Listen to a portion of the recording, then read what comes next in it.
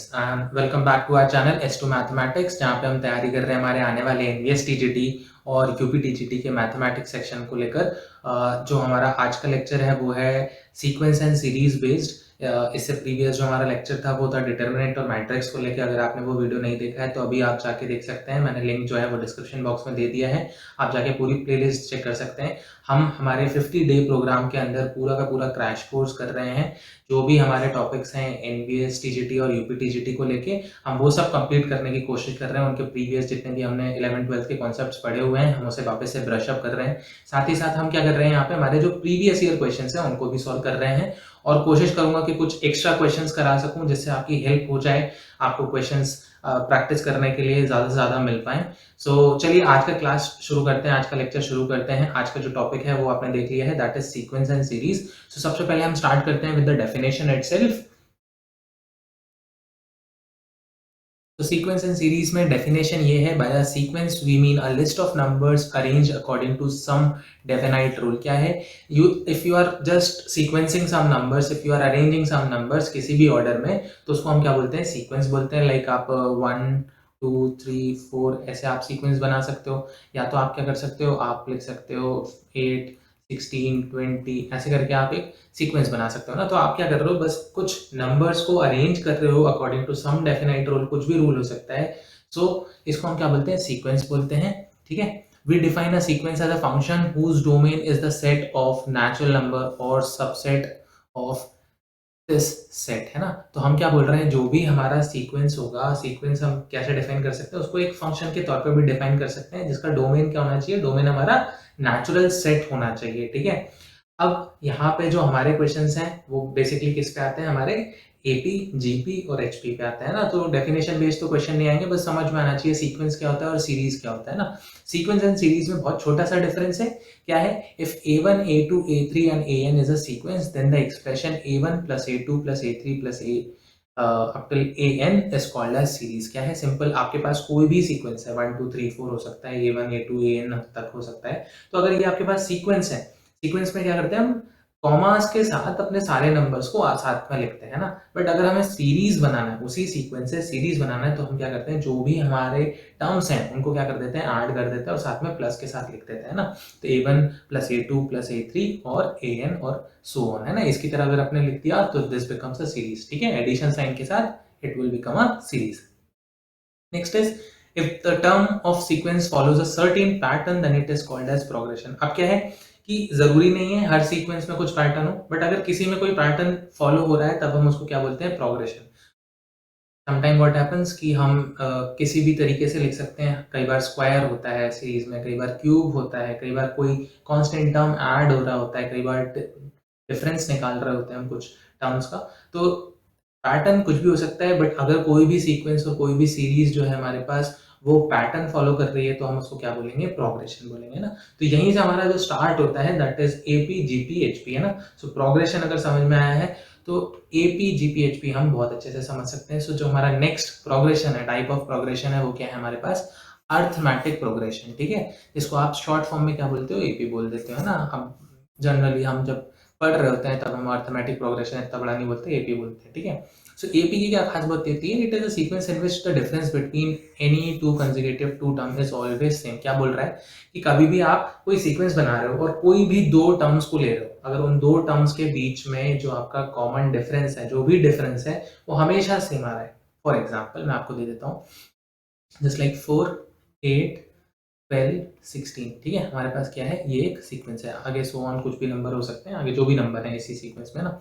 अब आप first second का डिफरेंस निकालिए, सेकंड थर्ड का निकालिए, थर्ड फोर्थ का निकालिए। क्या होगा, हर बार डिफरेंस कितना आएगा, 4 का डिफरेंस आएगा, है ना। 8 और 4 में कितना डिफरेंस है, 4। 12 और 8 में कितना डिफरेंस है, 4। 16 और 12 में कितना डिफरेंस है, 4। तो अब आप देख सकते हो कि जो आपका दो टर्म का डिफरेंस है वो हमेशा कैसा आ रहा है, सेम आ रहा है। दो कॉन्सेक्यूटिव टर्म का डिफरेंस हमेशा सेम आ रहा है, तब हम उसको क्या बोलते हैं, अर्थमेटिक प्रोग्रेशन बोला जाता है। ठीक है, so if an AP so AP can be represented as A plus D, A plus 2D, A plus 3D। तो ये क्या है, हम तो जनरली डिनोट करते हैं किसी भी AP को, जब आप डिनोट करते हो तो कैसे करते हो, A plus D। अब D क्या है, D इज द डिफरेंस और कॉमन डिफरेंस, आप उसको क्या बोल सकते हो, कॉमन डिफरेंस बोल सकते हो। ठीक है, A क्या होता है, फर्स्ट टर्म होता है। फर्स्ट टर्म जैसे यहाँ पे ये आपके पास एक सीक्वेंस था ठीक है। तो ये फर्स्ट टर्म क्या है यहाँ पे 4 है, तो आप क्या बोल दोगे, इसको डी बोल दोगे। अब सबके बीच में सारे टर्म्स के कंसेक्यूटिव टर्म्स के बीच में डिफरेंस था 4 4 4 का, तो यहाँ पे डी भी क्या हो गया, d is also equals to 4। Then the nth term, हम क्या कर रहे हैं, डायरेक्टली फॉर्मूला दे रखे हैं, क्योंकि यहाँ पे हम वापस से पूरी की चीज़ें एक एक्सप्लेन नहीं कर सकते। हम क्या कर रहे हैं, हमारे सिर्फ कुछ जो मेन कॉन्सेप्ट हैं उनको वापस से देखते जा रहे हैं। सो यहाँ पे जो nth टर्म है, अब nth टर्म क्या होता है वो आप सबको पता है कि मान लीजिए कोई ये जो आपके पास जी ए पी है, ठीक है। अब मैं आपसे बोल दूँ कि इसकी 20th टर्म निकालो, तो आप कैसे निकालोगे, तब क्या फॉर्मूला यूज़ करना होगा, ये फॉर्मूला यूज़ करना होगा, ठीक है। तब आपको ये वाला फॉर्मूला यूज़ करना होगा ना। तो फॉर्मूला क्या है, a plus n minus one d, ठीक है। फॉर्मूला क्या है, a plus n minus one d. अब देखो इसको अप्लाई कैसे करना होता है ये भी समझ लो। अब सेम सीक्वेंस पे मैं आपको अप्लाई करके बताऊंगा। 4 8 12 16। अब मुझे इसकी फाइंड आउट करनी है, let's assume 10th term find out करनी है। कौन सी 10th टर्म फाइंड आउट करनी है, दिस मीन्स मुझे T10 फाइंड आउट करना है। टर्म के लिए T है ना, और 10th टर्म फाइंड आउट करना था। तो A कितना है, 4 है। देन n को मैं क्या रखूंगा, n इज 10 है ना, n is the number of term, ठीक है। सो 10 हो गया minus one, and difference was 4 again. So ये क्या हो गया, 4 plus 9 into 4 that is 40। So इसका जो भी 10th टर्म होगा वो कितना आ जाएगा, 40 हो जाएगा। ये तो वैसे इजी है क्योंकि 4 का टेबल लिखा हुआ है, तो यू कैन इजीली टेक कि 10th नंबर कौन सा होगा, 40 ही होगा। बट हमेशा ऐसी सिंपल सीरीज नहीं मिलेगी, सिंपल सीक्वेंस नहीं मिलेगा, डिफरेंट हो सकता है। Next is r common difference. Common difference मैंने आपको बता दिया, कोई भी दो कॉन्जिक्यूटिव टर्म्स ले लो, ठीक है। जरूरी नहीं है फर्स्ट और सेकंड हो, it can be fifth and sixth, it can be 100 and 101 term. तो कोई भी दो कॉन्जिक्यूटिव लेनी है, बस इतनी सी बात है ना। आप कोई से भी दो कॉन्जिक्यूटिव टर्म लोगे तो जो उनके बीच में डिफरेंस होगा वो कितना होगा, डी होगा। उसको हम कैसे रिप्रेजेंट, क्या चीज होती है वो, कॉमन डिफरेंस कहलाता है, ठीक है। Next is if nth term from the end, ठीक है। हम किसकी बात कर रहे हैं, nth term from the end. जैसे फॉर अ केस आप ले सकते हो, कोई भी एक फाइनाइट सीक्वेंस है आपके पास। कैसा है फाइनाइट सीक्वेंस, मतलब वो कहीं ना कहीं जाके एंड हो रहा होगा। लेट्स से 2 4 6, अब ये कहाँ पे एंड हो रहा है, 50 पे एंड हो रहा है ना। तो ये एक सीक्वेंस हो गई जिसमें क्या है, 2 4 6 8 10 ऐसे करके ये इंक्रीज होता जाएगा। आप यहाँ पे देख रहे हो हर बार क्या है, कॉमन डिफरेंस कितने का आ रहा है, 2 का आ रहा है, ठीक है। अब अगर आपसे ये बोला गया जाए कि आपको क्या फाइंड करना है, 20th टर्म फाइंड करना है। कौन सा टर्म फाइंड करना है, 20th term, but from the end. आपको स्टार्टिंग से नहीं, आपको कहाँ से फाइंड आउट करना है, एंड से, यानी कि लास्ट टर्म से आपको 20th टर्म फाइंड आउट करना है। तो आपके पास सिंपल फॉर्मूला क्या है इसके लिए, आपके पास फॉर्मूला है L minus n minus one d. अब ये L क्या चीज होती है, L is the last term. L क्या है, लास्ट टर्म है। तो क्या लिख लोगे, 50 माइनस n माइनस वन कितना हो गया। अब आपके पास 20th टर्म फाइंड आउट करना था, तो this will B 19 and into 2, 19, ठीक है। देन आप इजिली इसकी जो 20th टर्म है वो इजिली आप फाइंड आउट कर सकते हो। तो फॉर्मूला सिंपल है ना, ये फॉर्मूला बहुत इंपॉर्टेंट है। इस पे बेस छोटे छोटे क्वेश्चन आ सकते हैं, ठीक है। जरूरी नहीं है टीजीटी वीजीटी के जो सब्जेक्ट कंसर्न वाले क्वेश्चन होते हैं उसमें ही आए, बट हाँ ये आपका आ सकता है जनरल एप्टीट्यूड में, इस पे बेस क्वेश्चन जरूर आते हैं। नेक्स्ट है सम ऑफ एन टर्म्स। क्या चीज है, सम ऑफ एन टर्म्स। हमारे पास अगर कोई भी फाइनाइट सीरीज है और उसके एन टर्म्स का हमें क्या फाइंड आउट करना है, सम फाइंड आउट करना है। तो आप कैसे निकाल सकते हो, S n equals to n, देखो ध्यान से देख लो, एन बाई टू, क्या बोल रहा हूँ, n by two 2a plus n minus one d. ये हो गई पहला फॉर्मूला। और अगर कभी आपको लास्ट टर्म डायरेक्टली दी गई है तो आप लिख सकते हो n by two a plus l, ठीक है। अगर आपके पास लास्ट टर्म नोन है, आप जानते हो कि लास्ट टर्म कौन सा है उस सीक्वेंस का, तो आप directly n by two a plus l का फॉर्मूला भी यूज कर सकते हो, ठीक है। Sum of n term is s n and nth term is t n. क्या बोल रहा है, कोई एक सीक्वेंस है उसके जो एन टर्म्स हैं, क्या है, एन टर्म्स हैं, उसका सम, उसका क्या फाइंड आउट कर रहे हो आप, सम फाइंड कर रहे हो, और उसको आप कैसे रिप्रेजेंट कर रहे हो, एसएन से। और जो टीएथ टर्म है, सो एनथ टर्म है, उसको आप कैसे रिप्रेजेंट कर रहे हो, टीएन से रिप्रेजेंट कर रहे हो। Then Tn will be Sn minus one, ठीक है।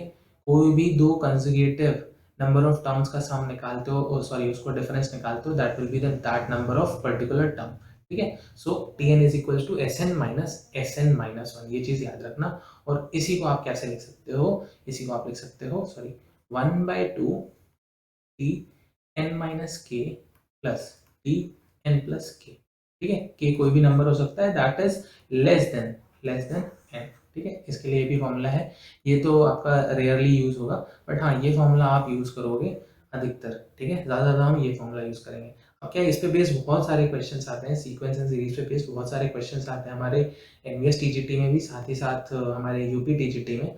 बट बात सिर्फ इतनी सी है, डायरेक्ट क्वेश्चंस बहुत कम आएंगे, आते हैं, मैं मना नहीं कर रहा हूँ, बट डायरेक्ट क्वेश्चन जो है वो बहुत कम आएंगे। आपको कैसे क्वेश्चन आएंगे, आपको मिक्सचर आएगा। ठीक है, तो मिक्सचर समझने के लिए पहले तो एपी समझ लिए, अब हम जीपी समझेंगे कि हमारे पास जीपी क्या होता है। जीपी से पहले मैं आपको एक छोटा सी चीज और बता देता हूँ, अर्थमेटिक प्रोग्रेशन का अर्थमेटिक मीन क्या चीज होती है, जिसको हम जनरली एम से डिनोट करते हैं। ठीक है, arithmetic mean is if a comma capital a and b are in AP. क्या बोल रहा है, a capital a and b are in AP, then capital a is equals to b plus a plus b by two. ठीक है, ये चीज याद रखो। क्या है कि अगर कोई भी दो टर्म्स थे, a capital a and small b, तो इनका जो अर्थमेटिक मीन है वो क्या है, जो उससे एक प्रीसीडिंग टर्म है और एक सक्सीडिंग टर्म है उसका समेशन डिवाइडेड बाय टू। ठीक है, अब इसको हम देख लेते हैं कैसे। अगर मेरे पास 2 4 6 है, ठीक है, सो हमें क्या फाइंड आउट करना है, जो ए है, अगर मेरे पास यहाँ पे ए नहीं होता तो भी मैं कैसे फाइंड आउट कर सकता था, अर्थमेटिक मीन कैसे फाइंड आउट कर लेता मैं, 2 प्लस 6 बाय 2, है ना, तो ये कितना आ जाता है 8 बाय 2, और आप डायरेक्टली कैसे लिख सकते हो 4 लिख सकते हो। तो इन इसका टर्म, ये जो दो टर्म्स है 2 और 6, इसका अर्थमेटिक मीन कितना आ गया, ए एम कितना आ गया, 4 आ गया। ठीक है, सिंपल है ना। So if A and comma a1 a2 till an comma b are in ap, then a1 a2 an are the nth arithmetic mean between a and b। क्या बोल रहा है, अगर कोई भी ap आपको दी गई है, a a1 a2 and till an and then b, तो ये a और b के n अर्थमेटिक मीन्स होंगे, ये जो a n तक है, a1 से लेके कहाँ तक, a n तक लेके हमारे पास जो भी टर्म होंगे वो कैसे होंगे, n अर्थमेटिक मीन है। आप किसी भी दो टर्म, कोई भी सीक्वेंस है, उसके दो टर्म्स के बीच में n number of arithmetic mean find out करते हो। फॉर्मूला कैसे है, सिंपल है, आपको क्या करना है, फर्स्ट टर्म लास्ट टर्म उठानी है, डिवाइडेड बाय 2 कर देनी है। ठीक है, जैसे कि फॉर एग्जांपल 2 एंड 10 थे, मेरे पास दो टर्म्स हैं, इनका अर्थमेटिक मीन फाइंड आउट करना है मुझे, am फाइंड आउट करना है। कैसे करोगे, 10 plus 2 divided by 2, that will B 6। अब इनके बीच में एक टर्म आ गई, कैसी, 6। अब मैं क्या कर सकता हूँ, इन दोनों के बीच में भी तो अर्थमेटिक मीन फाइंड आउट कर सकता हूँ, कैसे, 2 plus 6 divided by 2, that will B 4। तो इसके बीच में एक टर्म आ गई, क्या, 4। अब मैं 6 और 10 के बीच में भी, 6 और 10 के बीच में कैसे फाइंड आउट करूंगा, 6 प्लस 10 डिवाइडेड बाय 2, ये कितना आ जाएगा, this will be how much, 16 by 2 और 8। इनके बीच में एक टर्म आ गई 8। तो मैं क्या कर सकता हूँ, कोई भी सीक्वेंस के दो टर्म के बीच में n number of arithmetic means find out कर सकते हैं हम। Next is the nth arithmetic mean a1 a2 an between a and b are given by formula ar। ठीक है, अब ये इस पे बेस्ड क्वेश्चंस बहुत रेयरली आपको मिलेंगे, इस पे बेस्ड क्वेश्चंस अभी तक तो मैंने नहीं देखे हैं, बट अगर आता है तो you can directly use this. क्या बोल रहा है कि a और b के बीच में आपने कितने अर्थमेटिक मीन्स निकाल रखे हैं, n अर्थमेटिक मीन्स निकाल रखे हैं आपने, तब जो nth अर्थमेटिक मीन होगा a n, जिसको हम रिप्रेजेंट कर रहे हैं, तो आप कैसे कर सकते हो, या ए एन जरूरी नहीं है, कोई से भी नंबर का आप मीन निकाल सकते हो, अर्थमेटिक मीन का टर्म निकाल सकते हो, a r will be equals to a plus r b minus a upon what, n plus 1, है ना, यहाँ पे इसके नीचे नहीं है, जस्ट अ सेकेंड, ये फॉर्मूला सही हो गया। ठीक है, क्या बोल रहा है, एन अर्थमेटिक मीन्स थे, बट आपको क्या करना है, आर टर्म फाइंड आउट करनी है। फॉर एग्जांपल ए और बी, इसके बीच में मैंने कितने निकाल दिए, 10 निकाल दिए, 10 एम निकाल रखे हैं ना, कितने निकाल रखे हैं, 10। बट मुझे जो फिफ्थ अर्थमेटिक मीन है उसको फाइंड आउट करना है, तो क्या फॉर्मूला लगाऊंगा, a plus r is how much, r is 5, तो 5 b minus a and n plus 1, n plus 1 यानी कितना हो गया, 10 प्लस 1 कितना हो गया, 11 हो गया। ठीक है, सो ऐसे आप क्या कर सकते हो, इस फॉर्मूले से आप हमारे अर्थमेटिक मीन जो है rth टर्म, उसको फाइंड आउट कर सकते हैं।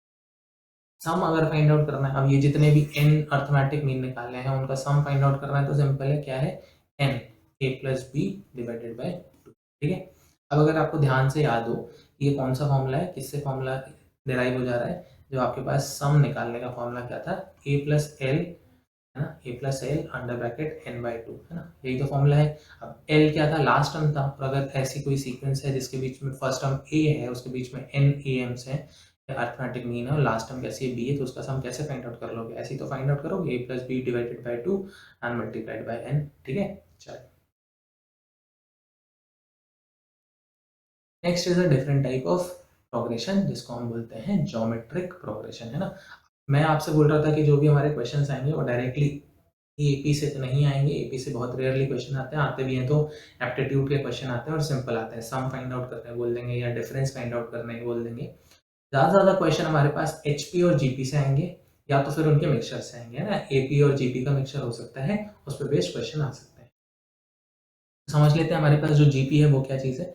It is a sequence in which the ratio of any two consecutive term is always same. क्या बोल रहे हैं, पहले एपी क्या था, एपी में क्या चीज़ थी, कॉमन डिफरेंस सेम था, ठीक है, कोई भी दो कंसेक्यूटिव टर्म्स को आप क्या कर सकते थे, सब्सट्रैक्ट कर सकते थे, उनका जो भी डिफरेंस आएगा वो कैसा था, हमेशा सेम था। अब ये जीपी की बात हो रही है, जीपी में आपको क्या करना है, कॉमन रेशियो सेम आएगा, रेशियो सेम आएगा। कॉमन रेशियो का मतलब क्या हो गया, कोई भी दो कंसेक्यूटिव टर्म्स लोगे और उसको डिवाइड करोगे तो जो आपका आंसर आएगा वो हमेशा सेम आएगा, ठीक है। कैसे, अब फॉर एग्जांपल 2 4 8 16 32, मैं आपसे क्या बोल रहा हूँ, दिस इज अ जीपी। अब जीपी कैसे है, क्योंकि मैं रेशियो फाइंड आउट कर सकता हूँ सेकेंड और फर्स्ट टर्म का, so ratio of second and first term, ठीक है, इसको फाइंड आउट करो, 4/2 कितना आ गया, 2 आ गया। अब मैं 16 एंड 18 यानी फोर्थ फोर्थ टर्म और थर्ड टर्म का रेशियो अगर फाइंड आउट करना चाहूँ, that is 16 divided by 8, that is also 2। तो हर बार कैसा रेशियो कैसा आ रहा है, सेम रेशियो आ रहा है। तो अगर कभी भी कोई सीक्वेंस है जिसमें कंसेक्यूटिव टर्म्स का रेशियो सेम आ रहा है, देन इट इज जीपी, अगर डिफरेंस सेम आ रहा है then it is AP, simple. GP can be represented as AAR square, क्या है, AAR स्क्वायर, इससे आप क्या कर सकते हो, हमारे GP, ठीक है। AP को हमने कैसे रिप्रेजेंट किया था, A plus D A plus 2D, ठीक है। कभी भी अगर हमें तीन टर्म्स लेनी है AP की तो हम जनरली ऐसे नहीं लेते, हम क्या ले लेते हैं, A minus D, A and A plus 2D, ठीक है। और अगर हमारे पास GP है, GP को आप जनरल कैसे लिख सकते हो, A फिर AR then AR square then आगे इंक्रीज होता जाएगा, ठीक है। और अगर इसकी तीन टर्म्स लेनी होती तो हम कैसे लिखते हैं, A/R A एंड AR, ठीक है। जनरली अगर हमें तीन टर्म्स लेनी है तो हम जीपी में ये यूज करते हैं और एपी में हम ये यूज करते हैं। nth टर्म, अगर अब इसकी जीपी की भी nth टर्म निकालनी है तब आप कैसे, टी एन का फॉर्मूला क्या हो जाएगा, nth टर्म मतलब n नंबर की जो भी टर्म होगी वो कैसे निकालोगे, ARn-1, ये तो देखो फॉर्मूले से क्लियर है। यहाँ पे क्या है, AR⁴ है, ऐसे लिख सकता हूँ ना, कि R था ही नहीं तो 0 लिख दिया तो R⁴ 1 हो गया। फिर यहाँ पे सेकंड टर्म में R की पावर 1 है, थर्ड टर्म में R की पावर 1 2 है, तो nth टर्म में n की पावर n, जो भी R की पावर होगी वो n-1 ही तो होगी, है ना। सो nth टर्म आप कैसे निकाल सकते हो, AR⁴n-1, ठीक है। अगर आपको पीछे से निकालना है ना, जैसे हमने सीक्वेंस में अपने अर्थमेटिक प्रोग्रेशन में भी देखा था, आप क्या कर रहे हैं, एक बार आप सामने से पहला जो टर्म है उससे भी आप nth टर्म निकाल सकते हो, और क्या कर सकते हो साथ में जो आपका लास्ट टर्म है, लास्ट टर्म से भी आप क्या कर सकते हो, nth टर्म निकाल सकते हो।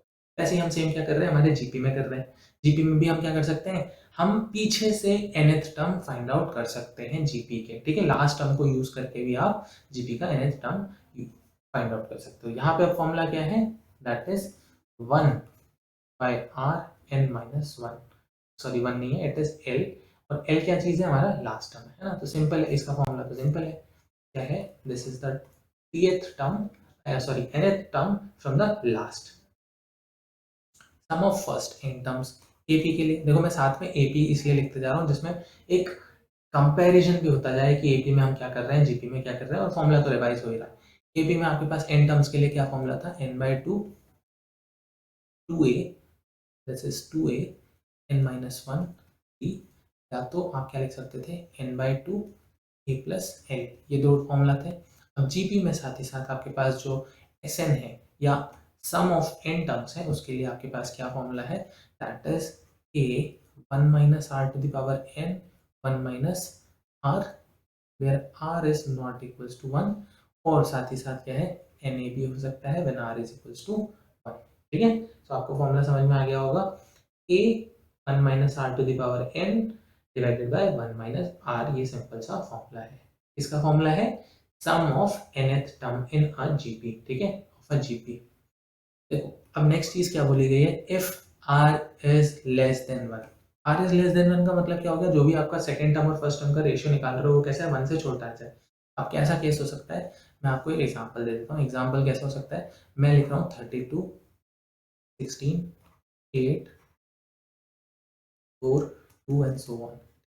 अब मुझे क्या करना है, अब मुझे इन्फानाइट टर्म, ये जो इन्फानाइट टर्म है इसका मुझे क्या फाइंड आउट करना है, मुझे रेशियो फाइंड आउट करना है। अब आप देखो मैं T2 बाय T1 निकालूंगा, ठीक है, जो सेकंड टर्म और फर्स्ट टर्म का रेशियो निकालूंगा, दैट इज 16 बाय 32। ये कैसा आएगा, ये कैसा आ जाएगा आपके पास 1/2। अब देखो रेशियो कभी भी 1 से कम भी आ सकता है ना, दिस इज 1/2, उससे कम भी आ सकता था। तो रेशियो क्या है, जीपी में रेशियो 1 से ज़्यादा भी हो सकता है, 1 से कम भी हो सकता है। अब एस इन्फिनाइट यानी इसका मतलब क्या हो गया, सम ऑफ इन्फिनाइट टर्म्स आप कैसे फाइंड आउट करोगे, दैट इज ए क्या था first time 32 and 1 minus r that is 1/2। अब इसको करोगे सॉल्व तो कितना आ जाएगा, 60 आ जाएगा, 64 आ जाएगा। ठीक है, नेक्स्ट नोट के फॉर्म में आपको इंपॉर्टेंट पॉइंट बताया है, any three number in GP are taken as a by r, a and r a r. ठीक है, ये हम डिस्कस कर चुके हैं कि जीपी में अगर मुझे 3 टर्म्स लेने होंगे, जनरली हम 3 टर्म्स की बात कर रहे हैं, 5 टर्म्स लेने होंगे तो अलग चीज़ है ना। 5 टर्म के लिए आपको ये दे रखा है, 4 टर्म्स के लिए दे रखा है ना। तो अगर 3 टर्म्स एपी में लेने हो रहे थे तो हम कैसे ले रहे थे, a minus d, a and a plus d. और जीपी के लिए साथ ही साथ आपको क्या करना है, a by r that is common ratio है ना, r is common ratio a and a r. ठीक है, ये आपके जनरल टर्म्स हो गए। अगर आपको जनरल टर्म्स ये कब लेने होते हैं, कब जब हमें सॉल्व करना होगा, अगर आपको एक जीपी नहीं दी है, हमें अज्यूम करनी है, तो हम एक ऐसी जीपी यूज कर सकते हैं।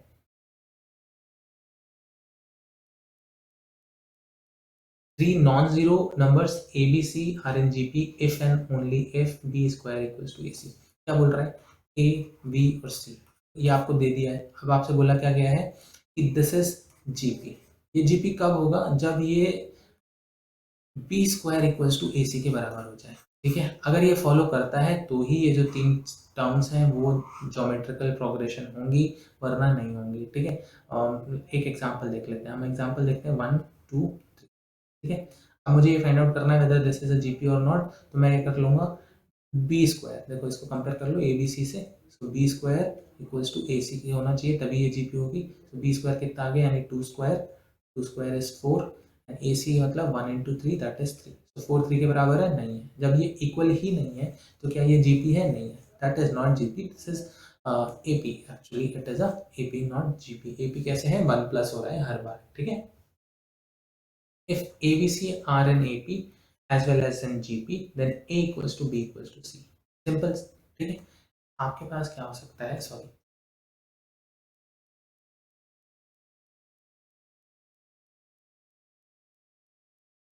देखो 5 5 5 क्या है, एक सीक्वेंस है जिसमें क्या है, एक ही कांस्टेंट नंबर लिखा हुआ है 5,5,5,5।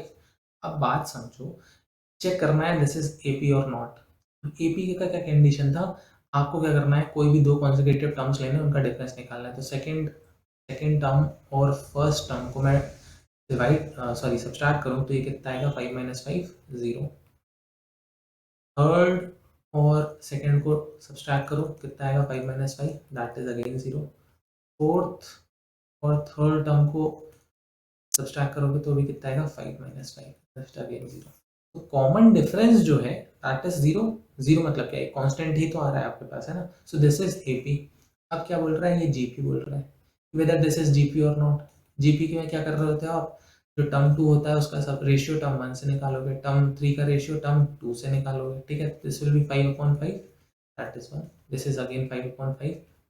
तो कॉमन रेशियो कैसे आ रहा है, कॉमन रेशियो भी सेम आ रहा है। तो देखो अब क्या चीज बोल रहा है कि इफ ए बी सी या कोई भी दूसरी सीक्वेंस हो सकता है are in AP as well as GP. ठीक है, कोई अगर सीक्वेंस है जो एपी और जीपी है, then a equals to b equals to c, यानी उसके सारे टर्म कैसे होंगे, एक ही कांस्टेंट नंबर होगा।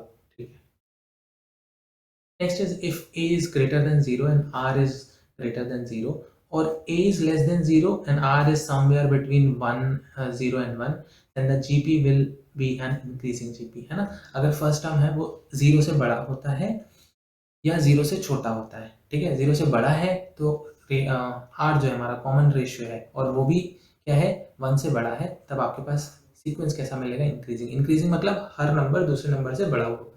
और अगर कंडीशन ऐसी है कि a is less then 0 but जो भी आपके पास r है that is somewhere from 0 to 1, सो आप क्या बोल सकते हो, ऐसे केस में भी जो आपके पास जीपी होगा वो कैसा होगा, इंक्रीजिंग होगा, वो इंक्रीज करता जाएगा, ठीक है.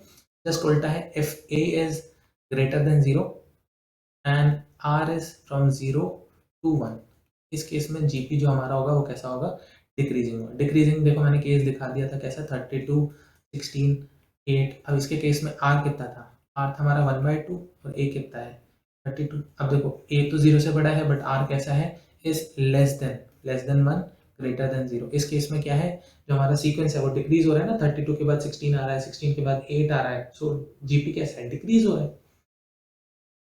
And one more condition, a is less then 0, हो सकता है नेगेटिव वैल्यू हो, और r कैसा है, is greater than 1, then GP will be decreasing, है ना. कैसा है कि आपके पास कोई भी नेगेटिव नंबर हो सकता है और आपका जो भी रेशियो है वो बड़ा भी हो सकता है ना, तब भी जीपी कैसा होगा, डिक्रीजिंग होगा.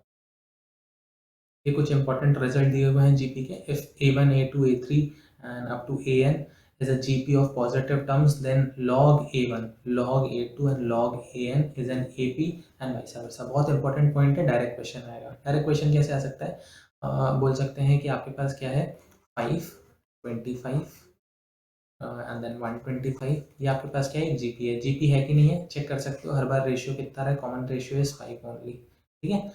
अब log of 5, log of 25 and log of 125, ये क्या होगा, ये कैसा होगा, एपी होगा. एपी होगा कि नहीं होगा चेक कर सकते हो. पहले तो क्या गया, log 5 आ गया, दूसरा क्या आ जाएगा, 2 log 5 आ जाएगा, 2 log 5 आ जाएगा. बिकॉज 25 को आप कैसे लिख सकते हो, 5 स्क्वायर लिख सकते हो. 125 को कैसे लिख सकते हो, 5 क्यूब लिख सकते हो. तो तीसरा टर्म क्या होगा, 3 log 5 हो जाएगा, ठीक. तो अब ये कैसा हो गया, इनके बीच में कॉमन डिफरेंस कितने हो गया, log 5 का कॉमन डिफरेंस हो गया. तो ये कैसा होगा, एक एपी होगा. तो कोई भी आपके पास जीपी है, अगर उन टर्म्स में आप लॉग अप्लाई कर देते हो तो क्या बन जाएगा, वो एपी बन जाएगा. और इसका वैसा वर्सा भी है, अगर कोई टर्म्स एपी में है और उस पर लॉग अप्लाई कर देते हो, सॉरी हाँ लॉग अप्लाई कर देते हैं, then it will become GP, ठीक है. In a finite GP, A1, A2 up till AN, the product of terms equidistant from the beginning and end is always same and is equal to the product of first and last term. बहुत important चीज़ है, इस पे based direct question नहीं आएगा but हाँ इसको use कर सकते हो आप किसी क्वेश्चन को सॉल्व करने में ईजिली, ठीक है. क्या बोल रहा है, जैसे मान लीजिए AP है आपके पास, है ना, इसको हम लिख देते हैं A1, A2, A3 up till AN. ये क्या है, जीपी है, एपी नहीं है, इट इज अ जीपी. तब आपके पास, आपको अगर कोई भी दो टर्म है, कोई भी दो टर्म है फ्रॉम फर्स्ट एंड लास्ट, जैसे फ्रॉम फर्स्ट जो सेकेंड टर्म है दैट इज A2, और फ्रॉम लास्ट जो भी सेकेंड टर्म होगा, सेकेंड लास्ट टर्म होगा, दैट विल बी A-1, इसका प्रोडक्ट फाइंड कर लो, या A3 इंटू AN-2 का फाइंड आउट कर लो, या A4 AN-3 का प्रोडक्ट फाइंड कर लो. ये किसके बराबर आएगा, हमेशा फर्स्ट और लास्ट टर्म, फर्स्ट और लास्ट टर्म के प्रोडक्ट के बराबर ही आएगा, ठीक है. बहुत इंपॉर्टेंट पॉइंट, ठीक है. इस पे बेस्ड क्वेश्चन, इसको यूज करके हम क्वेश्चन सॉल्व कर सकते हैं.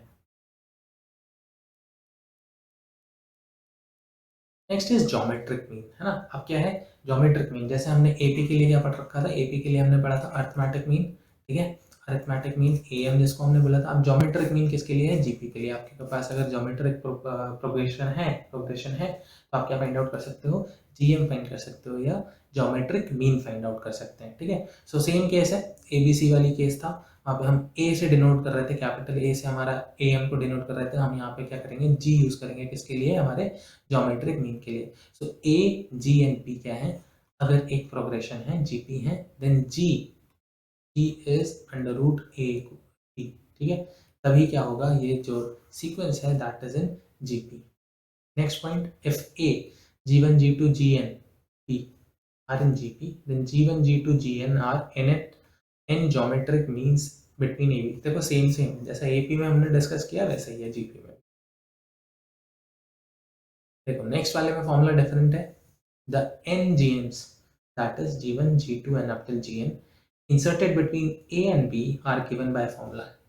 ठीक है, एक जो हमारा अर्थमेटिक मीन था उसके लिए फॉर्मूला डिफरेंट था, और यहाँ पे जो ज्योमेट्रिक मीन है उसको अगर फाइंड आउट करना है, आर एथ नंबर का ज्योमेट्रिक मीन फाइंड आउट करना है, the formula is a and b by a r n plus one, this is the formula. इससे बेस्ड क्वेश्चंस तो रेयरली मिलेंगे मुझे, है ना, रेयरली ही मिले हैं। Next is product of n GMs inserted A and B is the nth power of single GM between A and B।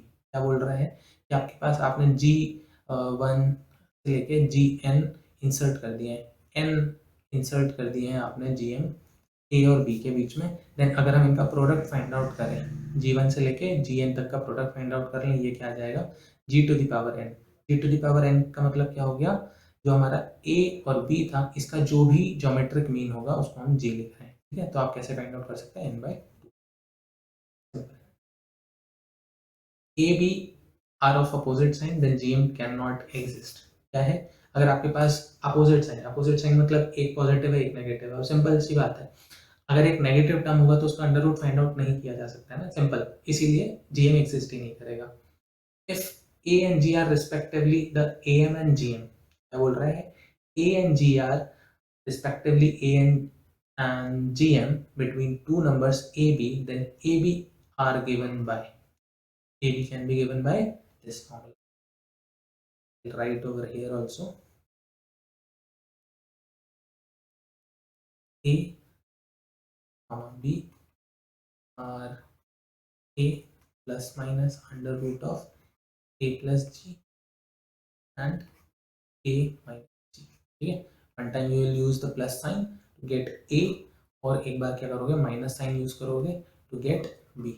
ठीक है, if A1 A2 AN are positive numbers then their GM are A1 A2 A3 and up till AN to the power 1 by n। ठीक है, कोई भी A1 A2 AN आपके पास कोई भी positive number हो सकता है, तब उसका ज्योमेट्रिक मीन अगर फाइंड आउट करना है उन सारे नंबर्स का, तो क्या करना है, सबको मल्टीप्लाई कर दो, सबका क्या करना है, प्रोडक्ट फाइंड आउट करना है, और to the power 1 by n, because n terms है। नेक्स्ट टॉपिक है हमारे पास अर्थमेटिको ज्योमेट्रिक प्रोग्रेशन, इसकी मैं बात कर रहा था, ये बहुत इंपॉर्टेंट है। क्यों इंपॉर्टेंट है, यहाँ पे आपने क्या किया, अर्थमेटिक और ज्योमेट्रिक प्रोग्रेशन को क्या कर दिया है, ऐड कर दिया है और मिला के एक नई प्रोग्रेशन बना दी है। तो अगर progression in which term is a product of term of AP and corresponding to the term of GP is known as arithmetico geometric progression. ठीक है, फर्स्ट टर्म क्या है, ए है, नेक्स्ट टर्म हमारे पास एपी में क्या होता है, ए प्लस डी होता है, नेक्स्ट टर्म ए प्लस 2d होता है, नेक्स्ट क्या होगा, ए प्लस टी डी होगा, ये ऐसे ही टर्म्स होंगे अब till a plus n minus one d, ये हमारी ए पी है। अब आपसे क्या बोला गया है, इसमें आपको क्या करना है, अब फर्स्ट टर्म तो वही रहेगा, सेम रहेगा, अब इसके बाद क्या करना है आपको, जो नेक्स्ट टर्म है, नेक्स्ट टर्म क्या है, a plus d to the power r. अब क्या है, साथ में एक ज्योमेट्रिक प्रोग्रेशन भी हमने मल्टीप्लाई कर, थर्ड टर्म बनाओगे तो ए प्लस 2d, तो ज्योमेट्रिक वाली हो गई, साथ में आर स्क्वायर हो गया, तो इससे क्या बन गया, ये ज्योमेट्रिक प्रोग्रेशन भी हमने इसमें इंक्लूड कर दिया है। ऐसे लास्ट टर्म क्या हो जाएगा, a plus n minus one d multiplied by r to the power n minus one.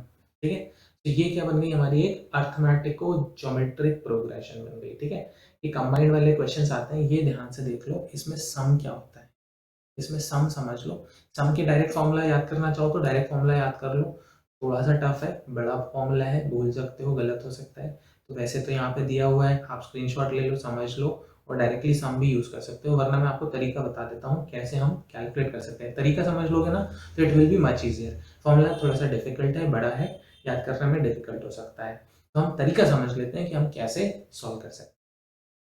तो कोई भी जो हमारे पास सीक्वेंस है अर्थमेटिको ज्योमेट्रिक प्रोग्रेशन थी, उसको हम क्या कर रहे हैं, एस एन लिख दे रहे हैं ना, जो भी हमारे टर्म्स हैं उसको ऐड कर रहे हैं। So first term is a, then क्या था, a plus d r, then a plus a plus 2d r square and up till a plus n minus one d and r to the power n minus one, ये हमारा S N है। अब ध्यान से देखो, इस S N में आप क्या कर सकते हो, एक आर मल्टीप्लाई कर सकते हो। क्या कर सकते हो आप, आर मल्टीप्लाई कर रहे हैं हम दोनों साइड में, तो ये क्या हो जाएगा, r s n a to the power a multiplied by r, then a plus d, and अब यहाँ पे क्या हो जाएगा, आर स्क्वायर हो जाएगा, क्योंकि जो हमारा राइट हैंड साइड है उसके हर एक टर्म से हम आर आर को मल्टीप्लाई करेंगे, है ना। सिमिलरली अब आपका जो लास्ट टर्म होगा वो क्या हो जाएगा, a plus n minus one d and r to the power n. ठीक है, अब यहाँ पे ध्यान से देखो, ये जो आपके पास सेकेंड इक्वेशन है और ये जो आपके पास फर्स्ट इक्वेशन है, इसको सब्सट्रैक्ट कर दो। क्या कर देना है आपको, सब्सट्रैक्ट कर देना है। फर्स्ट में से क्या कर दोगे, माइनस कर दोगे सेकेंड, तो क्या आ जाएगा, एस एन को कॉमन ले सकते हो आप, एस एन माइनस आर। ठीक है, अब इसको सब्सट्रैक्ट करोगे तो कैसे लिख सकते हो आप, एस एन को कॉमन लिख लो, वन माइनस आर। ठीक है, अब ध्यान से अगर देखोगे तो आपके पास क्या है, इन सब में से आप क्या कर सकते हो, इन सब में से आप एक ए कॉमन नहीं निकाल सकते क्या, कॉमन निकाल सकते हैं, हम हमेशा निकाल सकते हैं।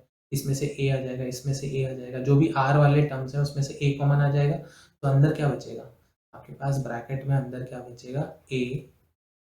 फर्स्ट टर्म से तो क्या निकल गया आपके पास, ए तो पहले आ गया था फर्स्ट, उसके बाद आप क्या कर सकते हो, जो भी आपके पास d r plus d r square plus d r to the power n minus one, और ये ब्रैकेट में आ गया। साथ ही साथ क्या है, आप क्या कर सकते हो, लास्ट जो टर्म है, लास्ट टर्म में से आपका आर एन तो रहेगा, है ना, उसमें से आप ए कॉमन नहीं निकाल सकते, क्योंकि a to a multiplied by r to the power n होगा वो। लास्ट टर्म क्या होगा, a plus n minus one n r n. ठीक है, तो आप यहाँ से जो आपके पास सम आएगा, ठीक है, बाकी सारे क्या होंगे, डिजिट्स धीरे धीरे कैंसिल आउट होते जाएंगे, और जो सम आएगा ये तो आपके पास क्या बन गया, d r plus d r square plus d r to the power n minus one, ये एक जीपी बन गया। जीपी का सम आपको पता है, जीपी का सम क्या होता है, one minus r to the power n one upon r, है ना। यहाँ पे कितने टर्म्स है, आर माइनस वन टर्म्स है, तो r to the power n minus one लिख दोगे यहाँ पे। ठीक है, ये क्या बन गया आपका जीपी का टर्म, और डी आर कॉमन रखा है इसमें से, and plus a plus sorry minus the last term, क्योंकि ये जो टर्म थी वो तो एक्स्ट्रा थी ना, ये टर्म हमारे पास एक्स्ट्रा है, इसी को तो माइनस करना है, minus last term is a plus n minus one d to the power r n. ठीक है, अब यही आपका क्या है, सम है हमारे, सॉरी ये वन बाय आर को भी यहाँ लेकर आओगे तो this will be one minus r, and this will be one minus r square, this will be one minus r. ठीक है, ये आपके पास क्या बन गया, ये आपका सम आ गया। ठीक है, देखने में थोड़ा सा टफ प्रोसीजर लग सकता है, बट इस पे बेस जब हम क्वेश्चन करेंगे तो देखना कितना ईजी हो जाएगा। कोई दो सीक्वेंस लेना है, उनको सेम कॉमन रेशियो से मल्टीप्लाई करके उसको सब्सट्रैक्ट करना है, सिंपल, बस इतना याद रखो ना, दो स्टेप याद रखने हैं। सीक्वेंस लिया, उसमें कॉमन रेशियो मल्टीप्लाई किया, उनका डिफरेंस निकाल दिया, सम अपने आप मिल जाएगा। ठीक है, नेक्स्ट हमारे पास summation of series by the difference of method भी है। ये भी मेथड आप यूज कर सकते हो, बट बेटर यही मेथड होता है ना। ये देखने में डिफिकल्ट लग रहा है, पर जब सॉल्व करोगे इसके, जब मैं क्वेश्चन करा दूंगा, बहुत ईजी हो जाएगा। चलो, जो हमारा नेक्स्ट प्रोग्रेशन है लास्ट टाइप का है, हमने पहले पढ़ लिया एपी, देन हमने पढ़ा जीपी, अब हम पढ़ रहे हैं एचपी। एचपी बहुत सेम है एपी से, बहुत सेम कैसे है, अगर ए बी और सी ऐसे करके आपके पास एक कोई एपी है, तो one by a one by b one by c क्या बन जाएगा आपका, एचपी बन जाएगा। क्या करना है आपको, जो एपी के टर्म्स है उनका वन बाय या उसका रेसिप्रोकल आपका क्या हो जाएगा, एचपी हो जाएगा। एचपी को हम क्या बोल रहे हैं, harmonic progression. So a sequence A1, A2, A3 up till An of non-zero number is called a harmonic progression or harmonic sequence if the sequence is 1 by A1, 1 by A2, 1 by A3 and up till 1 by An is a arithmetic progression, है ना। उल्टा लिख लो, same लिख लो, है ना, same ही आएगा। For example 1 by A, 1 by A plus D, 1 by A plus 2D। देखो ये तो टर्म्स काय के हैं, ये हमारे एपी के टर्म्स हैं। अब इसका क्या करना है, हमें इनवर्स फाइंड आउट कर रहे हो, इनवर्स बोलोगे तो क्या आ जाएगा, दैट वुड बी एचपी या हार्मोनिक प्रोग्रेशन। ठीक है, सो ए बी सी अगर एचपी में है, then 1 by a 1 by b and 1 by c are in AP. ठीक है, अब ये क्या है, बी फाइंड आउट करना है अगर, तो आप ऐसे फाइंड आउट कर सकते हो, ये सिंपल बस फॉर्मूला बेस्ड चीज़ें हैं और कुछ खास नहीं है। Then nth term of HP, जो हमारा एपी था, एपी का nth टर्म कैसे फाइंड आउट कर रहे थे आप, nth टर्म के लिए आपने क्या लिखा था, t n is equals to a plus n minus one d, यही फॉर्मूला था। अब हमारे पास जो एचपी है, एचपी का nth टर्म फाइंड आउट करना है ए एन, तो आप कैसे फाइंड आउट करोगे, that will be one upon a plus n minus one d, है ना, क्योंकि ये क्या है, इसको ए वन लिख देते हैं, वन अपॉन ए वन, क्योंकि फर्स्ट टर्म तो क्या था, 1/A1 ही था ना। तो है तो असल में ये कैसा है, बस रेसिप्रोकल करना है। तो जो भी फॉर्मूले आप लगा रहे थे एपी में, बस उसका रेसिप्रोकल फाइंड आउट करते जाओगे, आपको जीपी के सारे आंसर्स मिलते हैं। Next is harmonic mean. जैसे हमने अर्थमेटिक मीन पढ़ा, ज्योमेट्रिक मीन है, फिर उसके बाद क्या है हार्मोनिक मीन। हार्मोनिक मीन का मतलब क्या हो गया, जो भी आपके पास ए और सी या ए बी सी आप ऐसे लिख लो, तो इन दो टर्म्स के बीच में जो आपके पास बीच की जो टर्म है उसको फाइंड आउट करना है, तो उसको हम क्या बोल रहे हैं, हार्मोनिक मीन।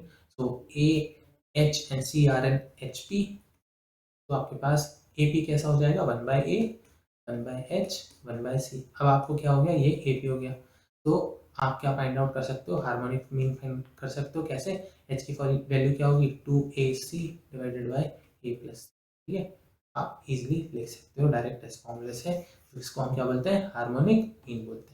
ठीक है, इससे बेस्ड क्वेश्चन ज़्यादा नहीं आते, अगर आपको देखना है तो आप देख सकते हो, यहाँ पे कुछ कंटेंट है, बट हार्मोनिक मीन से क्वेश्चंस बहुत रेयरली आते हैं, क्योंकि ये इजीली सॉल्व हो जाते हैं। अगर आपको अर्थमेटिक प्रोग्रेशन या एपी अच्छे से आता है तो आप हार्मोनिक प्रोग्रेशन और हार्मोनिक मीन अच्छे से सॉल्व कर सकते हैं। अब देखो ये बहुत इंपॉर्टेंट चीज़ है, इस पे बेस्ड क्वेश्चन डायरेक्टली तो नहीं देखे हैं मैंने, बस फॉर्मूला आपसे पूछा जाता है ना, कोई एप्लीकेशन बेस्ड क्वेश्चन नहीं है, फॉर्मूला आपसे पूछा जा सकता है। क्या है, इफ ए एंड बी, ठीक है, ये क्या है, दो टर्म्स हैं किसी प्रोग्रेशन के। अगर मुझे ए एम फाइंड आउट करना होगा, क्या ए एम या अर्थमेटिक मीन, तो मैं ए प्लस बी डिवाइडेड बाई 2 करूँगा। अगर मुझे जी पी फाइंड आउट करना होगा, geometric g m, sorry g m find out करना होगा, then it will be under root a b. And अगर मुझे एच एम फाइंड आउट करना है, that will be 2AB divided by a plus b. यही है, ठीक। अब इनके बीच में रिलेशन कैसा होता है, रिलेशन देखो आप फाइंड आउट कर सकते हो, डायरेक्टली लिख लो, इतना मल्टीप्लिकेशन करने की जरूरत नहीं है, ये बहुत इंपॉर्टेंट है। जो जी स्क्वायर है, जी स्क्वायर का मतलब जी एम स्क्वायर लिख लो, ज्योमेट्रिक मीन का जो भी स्क्वायर होगा that will be equal to arithmetic mean multiplied by हमारा क्या, हार्मोनिक मीन। ठीक है, हार्मोनिक मीन आप इसको देख भी सकते हो, G square is equal to, हम देख लें जी स्क्वायर कितना था, root a b and A M multiplied by harmonic mean, तो ए कितना है, a plus b divided by 2, and इसको किससे मल्टीप्लाई करना है, 2AB, that is harmonic mean a plus b. A plus b cancel, 2 cancel, और ये क्या आ गया ए बी, और इसका क्या करना था, स्क्वायर करना था, दैट इज ए बी। तो ये कैसा हो गया, बराबर हो गया। अब ये इक्वेशन याद रखो, इस पे बेस डायरेक्टली क्वेश्चन आ जाएंगे, ये फॉर्मूला डायरेक्टली पूछ लिया जाता है। नेक्स्ट देखो, नेक्स्ट कुछ इंपॉर्टेंट रिजल्ट है, जो भी हमारा ए एम रहेगा या अर्थमेटिक मीन रहेगा वो हमेशा ज्योमेट्रिक मीन से ज़्यादा या उसके बराबर ही रहेगा, और जो ज्योमेट्रिक मीन है वो हार्मोनिक मीन के से ज़्यादा रहेगा। तो ये एक रिलेशन है, रिलेशन हमेशा याद रखो, है ना। तो दो इंपॉर्टेंट पॉइंट्स यहाँ से जो निकल के आते हैं वो क्या हो गया, कि आपके पास पहली चीज़ है G square equals to A H, या आप इसी को लिख सकते हो जी एम, अच्छे से याद करने के लिए g m square is equals to a M multiplied by that is harmonic mean. और साथ ही साथ क्या है, gm is less than am, less than or equal to, or it is more than equal to harmonic mean. ठीक है, ये चीज दो इंपॉर्टेंट रिजल्ट्स यहाँ से निकल के आते हैं, और यही हमारे लिए इंपॉर्टेंट है ना। चलो, तो आज की क्लास हम यहीं पे खत्म करते हैं, क्योंकि हमारे पास जो सीरीज एंड सीक्वेंस से बहुत सारे क्वेश्चंस हैं, सो हम इस क्लास में उनको कवर नहीं कर पाएंगे। उसके लिए एक मैं सेपरेट वीडियो बनाऊंगा, और सेपरेट जहाँ पे हम प्रीवियस ईयर क्वेश्चंस साथ ही साथ हमारे कुछ एक्स्ट्रा क्वेश्चंस करेंगे, उसकी एक सेपरेट वीडियो आएगी। ठीक है, सो आज के दिन हमने जो अभी हमारा सीक्वेंस एंड सीरीज है उसका पूरा थ्योरी पार्ट कवर कर लिया है। अगर कुछ इंपॉर्टेंट रिजल्ट्स हैं वो मुझसे रह गए हैं, वो मैं नेक्स्ट वीडियो में कवर अप कर लूंगा। ठीक है, सो आई होप आपको ये वीडियो अच्छी लगी होगी। अगर आपको ये वीडियो अच्छी लगी है तो प्लीज़ इसे शेयर करिए अपने फ्रेंड्स के साथ, साथ ही साथ इस वीडियो को लाइक करके जाएं, और प्लीज़ मेरे चैनल को सब्सक्राइब करें, जिससे मुझे भी मोटिवेशन मिलता रहे और मैं आपके लिए ऐसे ही कंटेंट प्रिपेयर करता रहूँ। Thank you so much and keep watching this, bye bye.